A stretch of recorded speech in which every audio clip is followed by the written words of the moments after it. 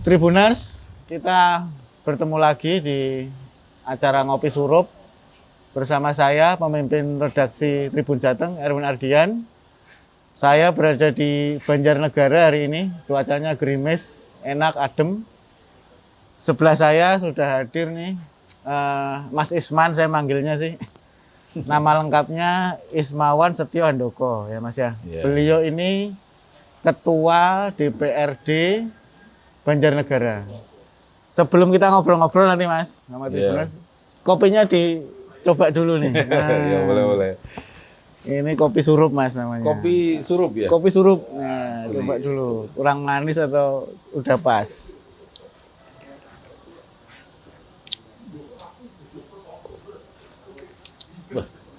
Oke nggak? Mantap. Mantap ya? Mantap sekali Mas, mantap sekali. Baik Mas Isman, kita mau ngobrol-ngobrol santai nih. Karena saya dengar-dengar Mas Isman nih termasuk unik juga nih. Sebagai Ketua DPRD Banjarnegara, backgroundnya dulu olahragawan, pernah jadi seniman. Gimana sih Mas ceritanya itu Mas? Biasanya kan pengusaha yang gitu kan, atau anaknya siapa? Ya, dilalah. Saya dilahirkan bukan anak pengusaha, Pak. jadi saya tentunya mengikuti takdir alam saja. Jadi dulu kecil saya memang hobi sekali olahraga, terutama khususnya bulu tangkis. Wah, bulu sama tangkis. ya. Wah, sama ya, Mas? Sama. Nanti kapan-kapan main kita. Iya. Terus? Dengan cari 15. Aduh. Kayaknya 5. Satu. Iya Mas, jadi, gimana? Bulu tangkis, kemudian ya porseni segala macam sudah terbiasa juara dulu. Kemudian cuman memang saya tidak mengembangkan itu ke tingkatan yang lebih profesional, misalnya sekolah bulu tangkis atau bagaimana. Ya. Kemudian di tingkatan SMP saya sudah beralih ke voli. Oh, voli juga bisa? Wah, ya, luar biasa. Ternyata naluri saya mengiring saya ke voli dan sepak bola. Sepak bola juga? Sepak bola. Ya mungkin terbawa teman-teman saat itu. Tapi saya pernah di masa-masa SMA, sekitar tahun 91-93 itu saya menjadi skuad tim Suratin Persibara Banjarnegara. Wah, kalau sudah tim Suratin ya berarti ya lumayan lah Mas. Ya, nggak tahu tadi jadi penonton kali ya. Enggak, jadi saya memang dulu sempat ikut tim Suratin 2 kali berturut-turut karena setahu saya Suratin itu dilaksanakan 2 tahun sekali. Kemudian voli saya juga sempat mewakili Banjarnegara untuk ya antar karsidenan, antar kabupaten. Loh kok semuanya jago ini? Ya. Jadi agak ngeper ini saya. Enggak.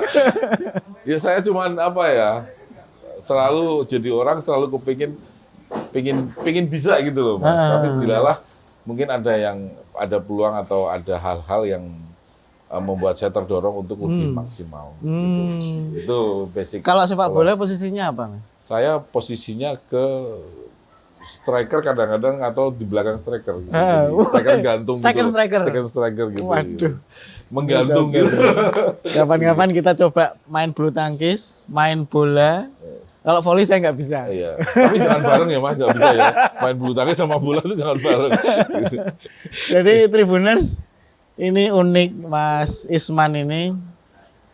Badminton ya juara perseni lah ya, pernah juara perseni, kemudian sepak bola pernah ikut tim Suratin Banjarnegara, kemudian voli juga berprestasi, kemudian ujung-ujungnya sekarang duduk di ketua dewan. Terus seniman, itu gimana Mas seniman? Ya itu lebih pada ketika saya lebih lulus SMA, saya memilih kehidupan saya hidup di Jogja ya waktu itu dan bahasanya sekolah lah gitu loh. Dan saya karena Jogja tahu sendiri lah, ekspektasi di Jogja itu untuk masuk dalam dunia seni itu sangat tinggi gitu. Dan saya terjun di dunia musik lah. Hidup saya lebih ke ngurusin hal-hal begituan, kemudian main musik ya di kafe di mana lah, dan kemudian main di kafe. Iya. Nah, gitu. terus Dan Sampai pada satu ketika, saya ingat di tahun 2002, saya mendapat apa ya, kayak peluang untuk mengadu nasib di Jakarta waktu itu, Mas. Wow, mencoba jadi artis. Ya bahasanya begitu, karena saya dapat panggilan untuk recording di 2 perusahaan musik ya. Jadi tapi ternyata ada hal yang tidak bisa saya ceritakan di sini, yang intinya saya gagal. Dan di tahun itulah saya memutuskan untuk berpikir natural lah, sudahlah semua, sudah proses sudah saya lewati dan sudah saya lalui. Saya kepingin lebih bisa menikmati hidup ini, apa yang saya lihat, apa yang bisa lakukan sekarang, bisa lebih maksimal untuk kehidupan saya ke depan. Jadi sejak itu memang saya mengurangi durasi ataupun kebiasaan saya bermusik dan sebagainya, main dan sebagainya sudah. Kadang-kadang di RT-an, di desa Agustusan itu malah main sama teman-teman saya untuk hiburan saja. Iya. Enggak, dengar saya dengar dari teman sih. Dulu katanya pernah ngamen di Jogja. Bener nggak itu? Iya. Pernah ya, Mas? Pernah. Saya pernah dulu, memang cukup lama juga ya. Cukup lama juga. Saya pernah ngamen di Jogja lah, di satu daerah yang waktu itu hidup saya hanya tergantung kepada bis yang ngetem dengan penumpang banyak gitu loh. Jadi masuk bis. Iya, jadi masuk bis. Kita bis itu kan bis ngetem itu jejer-jejer. Kalau sudah penuh nanti pengamen suruh masuk dulu. Kita nyanyi jeng. Sambil nunggu bis jalan. Kemudian bisnya jalan. Itu ngetem lagi, kita kalau udah mau jalan kita disuruh masuk dulu. Nah, di situ saya merasakan bagaimana mencoba bertahan hidup dengan seorang diri ya, dengan usaha sendiri, survive itu bagaimana, dan dicukupkan dengan uang yang kita dapatkan hari itu, makan, kemudian bagaimana memanage besok kita harus bagaimana, sementara itu saja yang harus kita lakukan. Gitu. Sampailah ya pada titik akhir bahwa saya harus menghentikan itu dan saya harus lebih fokus ke dunia yang lain. Oh iya, jadi Tribuners mungkin tahun-tahun itu tahun berapa tuh? Tahun berapa ngamen? Itu saya tahun 90-an. 97, 96 ya. Nah, mungkin Tribuners siapa tahu dulu ada pernah lihat pengamen akhir 90-an di Jogja. Mungkin pernah ngasih receh waktu itu. Nah, ini orangnya ada di sini. Terima kasih atas recehnya. Terima kasih. Waktu itu tentu nggak nyangka ya, suatu saat 20 tahun ke depan ternyata saya pulang ke Banjarnegara, kemudian bukan hanya jadi anggota dewan, jadi ketua dewan itu ya. Nggak nyangka ya, Mas. Jadi gini, Mas, satu hal positif yang harus saya sampaikan dari peristiwa-peristiwa itu bahwasanya ketika kita bisa menjalani semuanya dengan tulus, ikhlas, dan baik, artinya apapun lah. Jadi jangan berharap bahwa apa yang kita lakukan membuat buahnya saat itu juga. Gitu. Jadi saya hanya berpikir ketika kita bisa menjalaninya dengan baik, kita suatu saat pasti akan memetik buah dan hasilnya.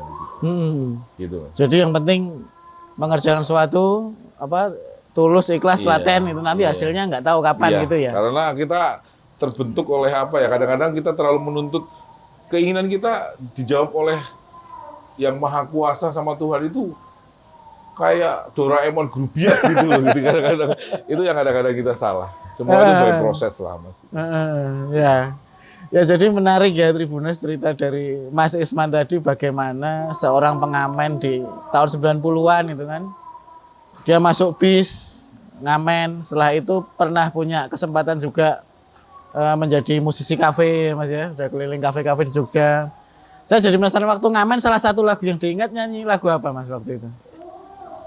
Ya kalau zaman-zaman begitu masih Iwan Fals pastilah ya, atau lagu itu yang lagi ngehit di tahun itu apa gitu. Waktu itu apa? Ceylon Seven. Oh belum Ceylon Seven, belum Club Project, Cinta Putih gitu. Itu ya. Ya lagu itu kadang-kadang sering saya bawain. Saya lihat audiens gitu loh, Mas. Kalau ini nom-nom muda-muda gitu yang gimana saya bawain lagu cinta, tapi kalau orang tua menyesuaikan gitu, ya, orang tua kasih lagu yang sesuai umur ya. Ya jadi situ memang harus gitu biar doyan dan mau memberikan uang. Gitu. Baik Tribuners, masih banyak tentu nanti cerita unik, tapi ini kopinya kayaknya menggoda nih. Kita coba lagi Mas kopinya. Ini kopi kedel nih namanya. Iya. Sendirian soalnya.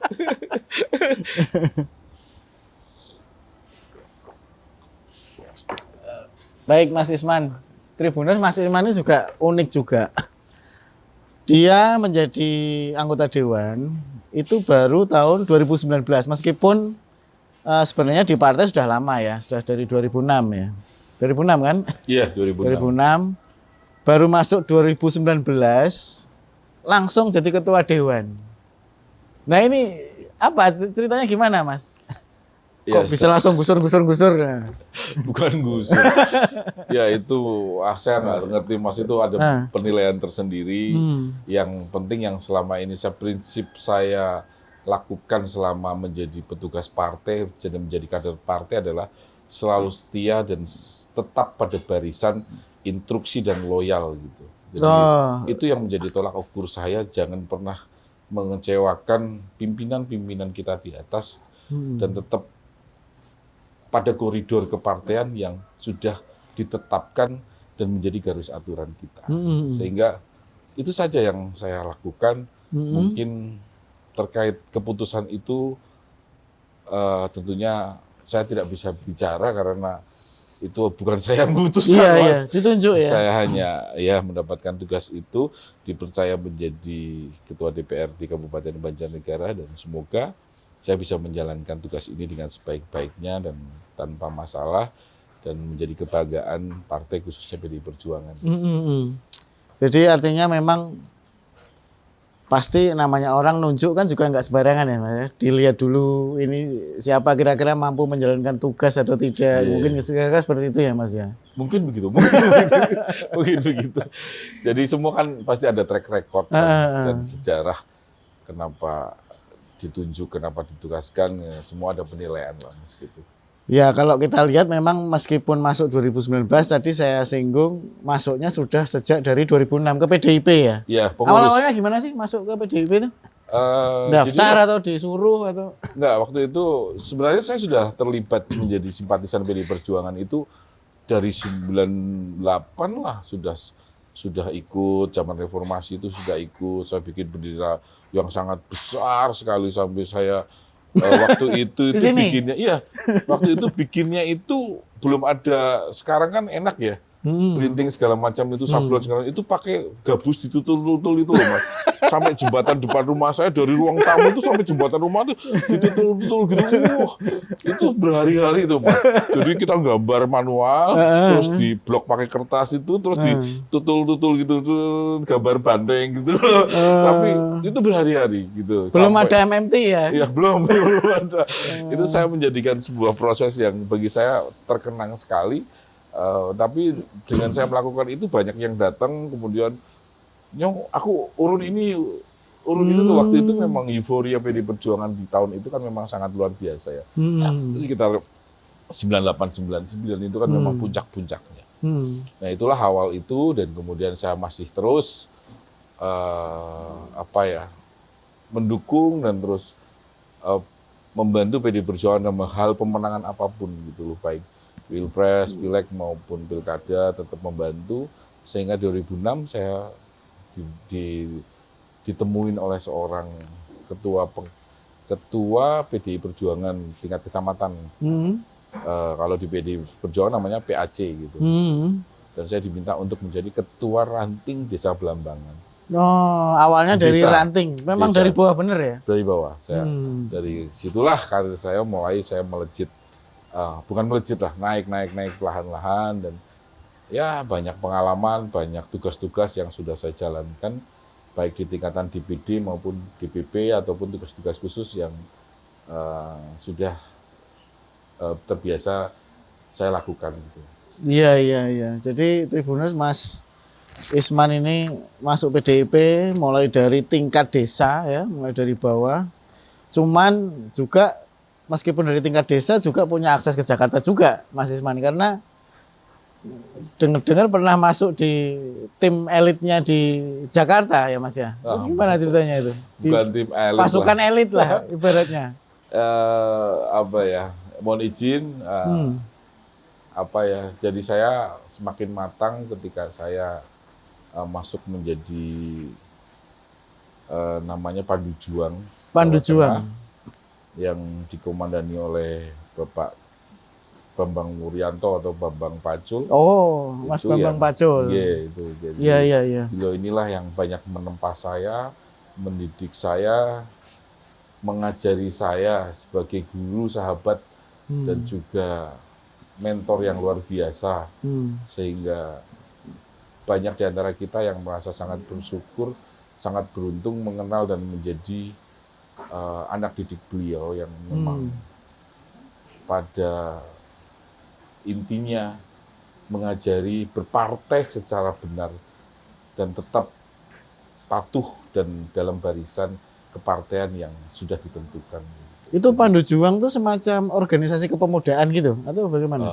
Saya melihatnya ini, apa ya? Ya itu pasukan khusus lah bahasanya. Iya. Tugasnya memang untuk waktu pilkada gitu ya? Ya, kita sering diturunkan. Tim pemenangan. Ya, sering diturunkan ketika ada pilkada-pilkada di Indonesia. Gitu. Oh iya, jangan-jangan itu kunci sukses kenapa PDIP sekarang menang di mana-mana ini. Oke Mas Isman, nanti kita lanjut lagi, kita ngopi dulu. Iya, oke.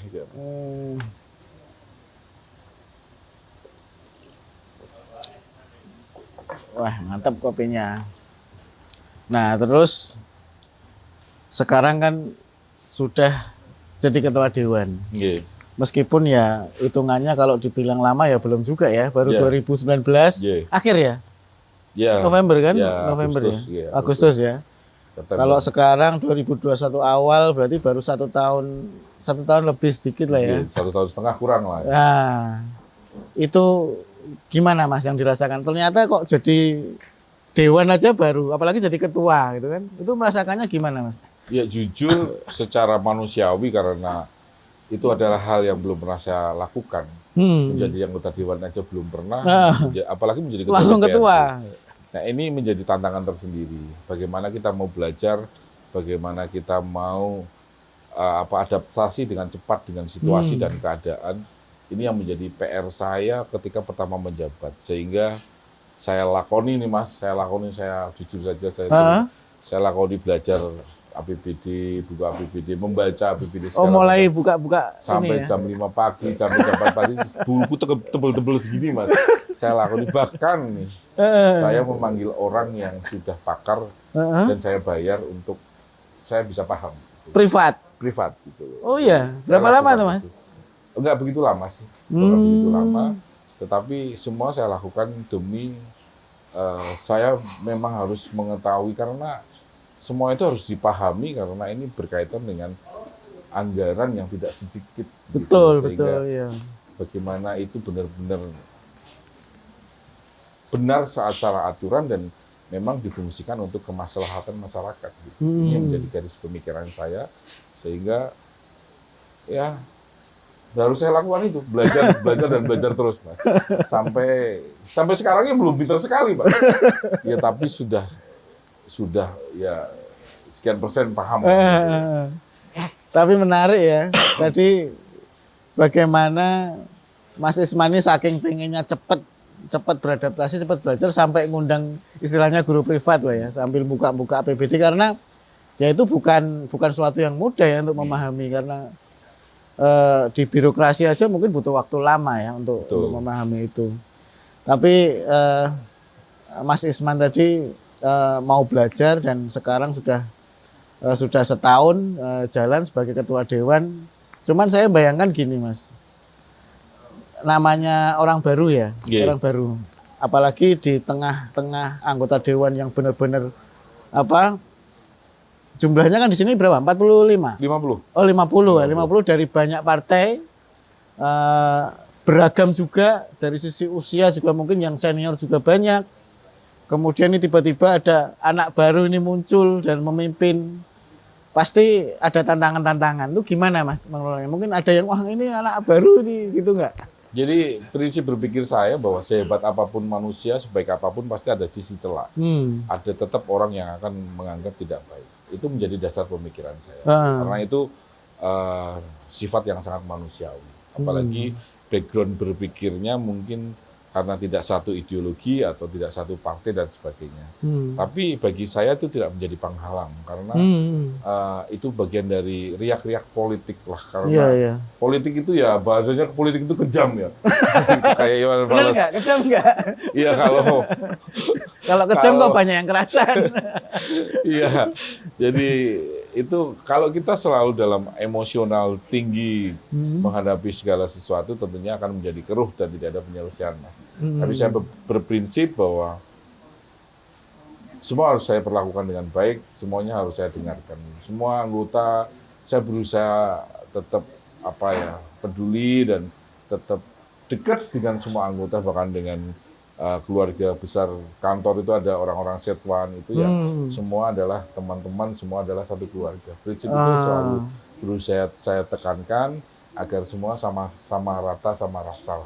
Meskipun beda partai. Ya, gitu. Karena yang namanya kayak gitu kan jadwal bertempurnya kan sudah ada, Mas. Jadwalnya nanti pileg bertempur gitu. Kalau sudah ya sudah. Ya, cuman ya bagaimana kita tetap berpikir membesarkan partai itu harus gitu.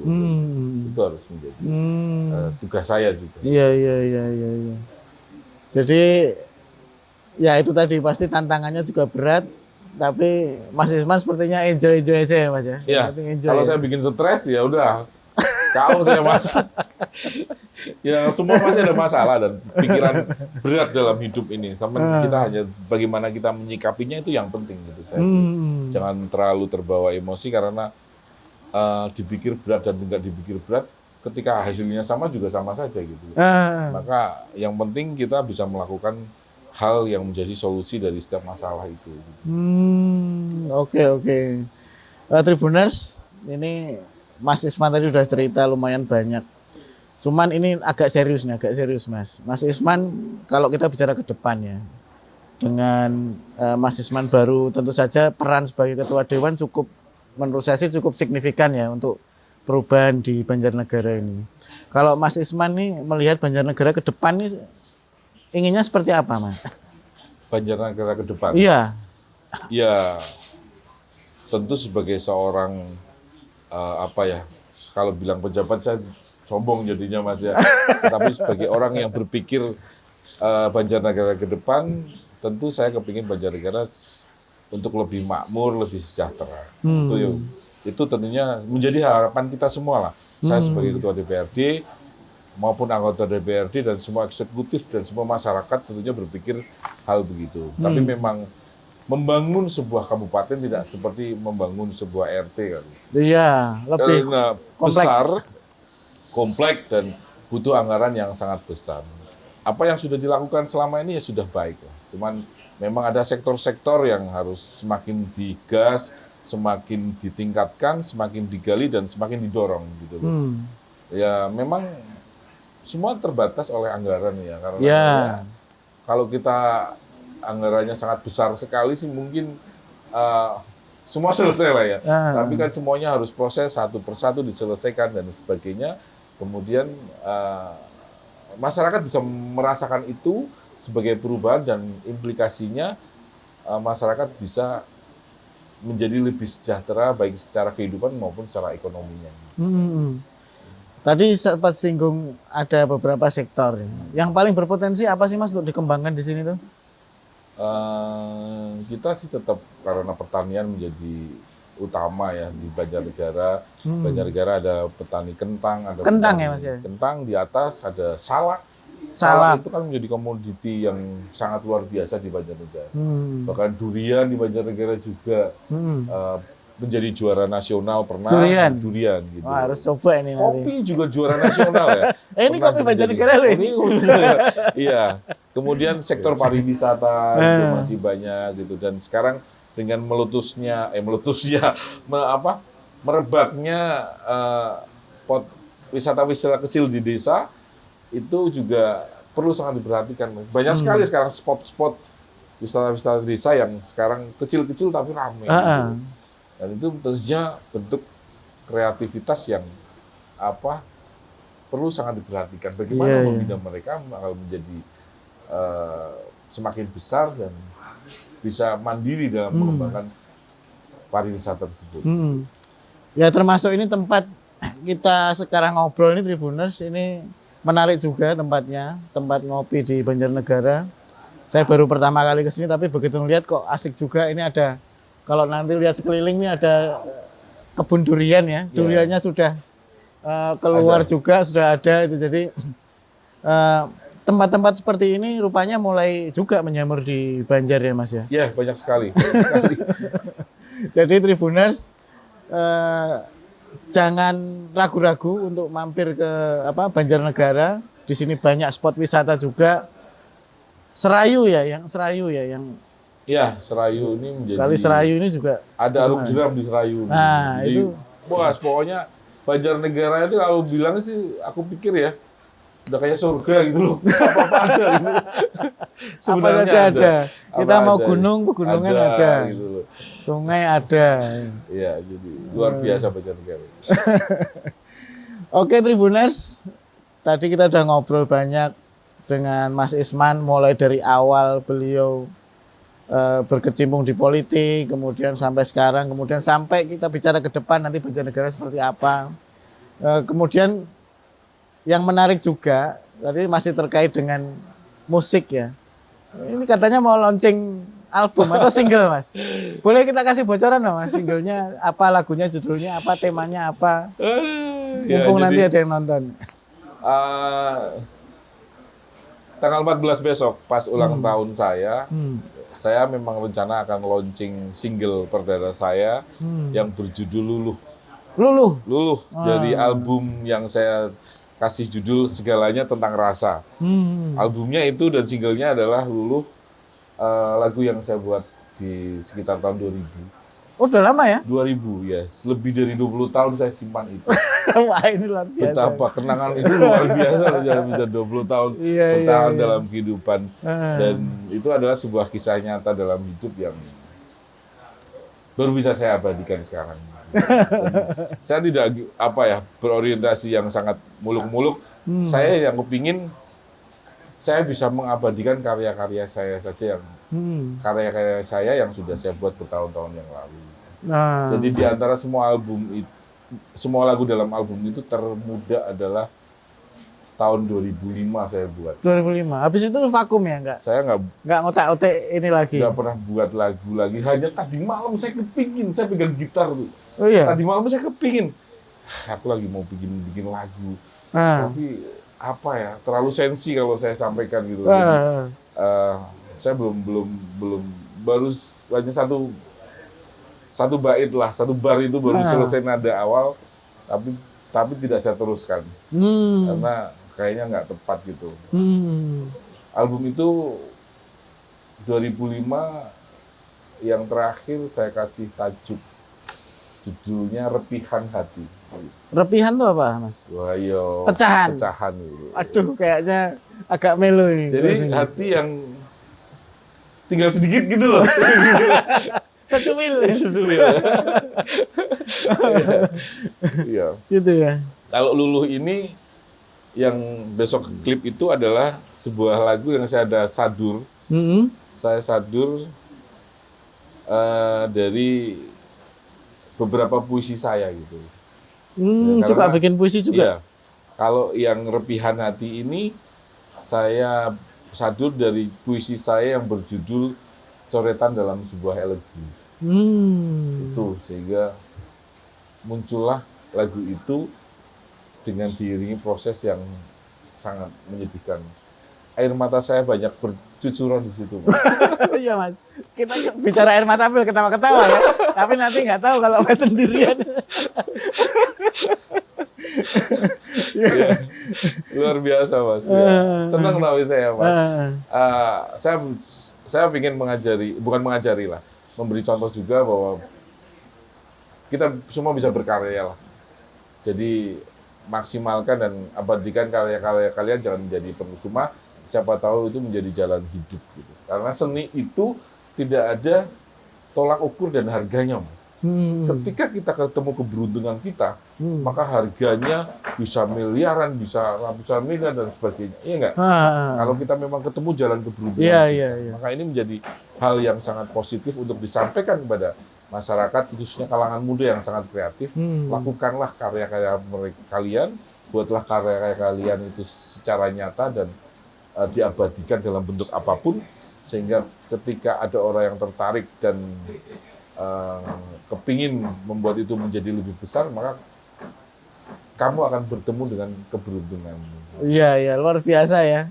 Tribuners, ini Mas Isman itu multi talenta, mulai dari olahraga, main musik, bikin puisi juga gitu ya. Jadi mudah-mudahan Mas Isman ini bisa menginspirasi terutama kalangan-kalangan muda ya Mas ya. Jadi tadi pesannya kan kalau melakukan sesuatu konsisten, kemudian juga loyal pada pimpinan, itu yang penting ya. Betul. Kemudian soal hasil itu nantilah, gitu kan. Artinya baik Mas Isman, di Ngopi Surup ini ada yang khas. Jadi namanya quick question. Quick question ya, pertanyaan cepat. Jadi saya kasih 2 kata, nanti Mas Isman pilih salah satu, cepat. Nah, tapi sebelumnya ngopi dulu. Persiapan ya. Ngopi dulu.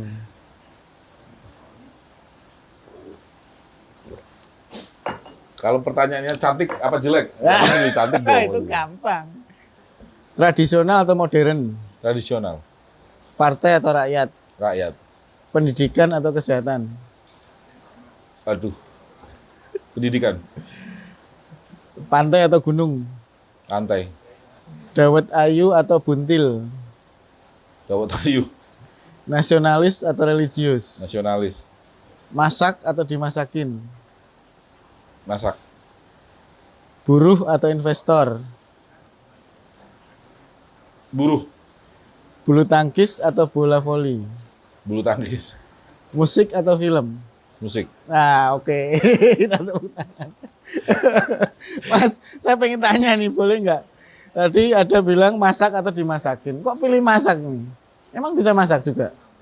Saya suka masak dan saya suka melayani. Waduh. Kalau dimasakin kan menjadi ratu raja. Gitu. Jiwa pelayannya tidak ada jadinya. Oh gitu. Filosofi yang saya ambil di situ. Sukanya masak apa? Rica-rica. Rica-rica apa ini? Sama masak air. Gitu. Kalau itu saya juga bisa. Rica-rica ayam, enkop. Semua rica-rica saya jagoan. Wah, kapan-kapan nanti ya. Kambing. Asal jangan kambing hidup ya. Susah megangnya. Tapi saya suka masak rica-rica. Kapan-kapan kita tes ya. Oh, boleh. Masak ya. Boleh. Oke, nanti janji ya Mas Isman nanti masak. Terus tadi ada lagi yang menarik tadi, sempat mikir tadi ya, pendidikan atau kesehatan? Ya, saya cenderung pendidikan ya, karena pendidikan itu menjadi dasar. Ketika kita paham dengan pendidikan, kesehatan akan ikut sebenarnya, karena ada pendidikan kesehatan juga di situ. Gitu. Tapi di kesehatan kan, kalau saya mikir kesehatan lebih ke hal itu saja gitu, tapi pendidikan secara keseluruhan tidak bisa include di dalam kesehatan gitu. Jadi saya pikir lebih berdasar pendidikan gitu loh, karena kesehatan itu adalah perkembangan atau cabang dari pendidikan gitu. Jadi intinya memang titik beratnya di pendidikan maksudnya gitu ya. Ya masuk akal juga sih. Emang saya asal jawab tapi bener loh Mas. Tadi sempat ragu-ragu ini apa ini. Tribuners, Mas Isman sudah menjawab tadi quick question dengan lancar. Mas, sebelum kita akhiri nih, Mas Isman ada pesan-pesan nggak buat yang nonton? Ya, untuk semua saja, masyarakat secara umum, Tribuners yang sangat saya cintai, lakukanlah semuanya tugas kalian dengan baik, mencintai hobi kalian, dan wujudkan segala sesuatu itu dalam bentuk yang nyata. Seperti aku sudah menyinggung tadi bahwa keberuntungan orang tidak akan ketemu kapanpun, kita belum tentu. Artinya bisa setahun, 2 tahun, 10 tahun dan sebagainya. Tetapi dengan engkau melakukan hal yang nyata di dunia ini, maka engkau punya peluang untuk menemukan keberuntungan hidup kalian. Seperti apa yang dikatakan Bung Karno, karmane fatni adikaratse mafalitsu kadacana. Bekerjalah dengan tulus dan ikhlas, jangan memikirkan dan untung dan rugi, sebab jika bukan kita yang akan menikmatinya, pasti anak-anak kita. Dan jika bukan anak kita, pastilah cucu-cucu kita. Terima kasih, merdeka! Luar biasa ya Tribuners, simple tapi dalam banget nih tadi ya. Baik Tribuners, terima kasih sekali sudah bergabung di program Ngopi Surup bersama saya, pemimpin redaksi Tribun Jateng, Erwin Ardian, dan Mas Isman, Ketua DPRD Banjarnegara, seorang pengamen di BIS ya, yang sekarang duduk di kursi terhormat di Banjarnegara sebagai Ketua DPRD Banjarnegara. Tentu saja mudah-mudahan banyak sekali inspirasi yang bisa didapat, yang bermanfaat untuk kita semua. Terima kasih Mas Isman, jangan Sama-sama. kapok, nanti kapan-kapan nanti saya datang lagi. Oh, Tadi siap. punya PR masak ya, kapan-kapan Siap. nanti kita juga main badminton juga. Jadi kan kesininya ngabari ya, jadi saya sudah pesen masakannya. Siap, saya ngabari kalau udah sampai rumah. Siap. Oke Tribuners, sampai ketemu lagi di Ngopi Surup berikutnya. Salam Tribun. Bye. Oke. Sip, thank you Mas Isman. Ya udah.